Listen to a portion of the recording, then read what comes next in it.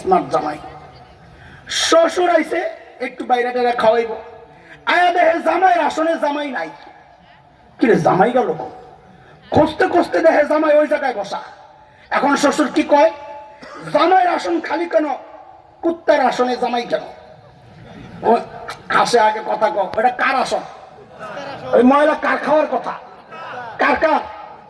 এখন শ্বশুর কি কয়, কুত্তার আসনে জামাই কেন? জামাইয়ের আসন বল, আমার সাথে বল, কুত্তার আসনে জামাইয়ের আসন। ঘটকরে ডাক দিছি, মিয়া ভাই দিকে কি আপনারা করেন স্মার্ট জামাই, ভেরি স্মার্ট, তোরে ভেরি সুডাইতেছি, পিডাই আড্ডি করে লাগবে, আমার টাকা পয়সা সব ফেরত দে, এটা স্মার্ট জামাই। আপনারা কোন এই জামাই স্মার্ট না পাগল? জোরে কর। সবাই না করে আমি বয়ান ছাড়ুন না, কাম হইছে। এই জামাই স্মার্ট না পাগল? কেন? সেরা মেহমান, সেরা খাবার বাদ দিয়ে গেছে ময়লা খাইতে, তাইলে এই জামাই স্মার্ট না পাগল? বুঝা গেল এই জায়গায় পাগলের অভাব নাই। কেন? তুমি আল্লাহ তোমার এই দুনিয়ায় পাঠাইছেন খায়রু উম্মাহ বানাইয়া, সেরা মেহমান বানাইয়া, আর তোমার সামনে সেরা নবীর সেরা আদর্শ রাখছে। তোমার এডি ভাল লাগে না, তুমি ময়লা গেছো খাইতে।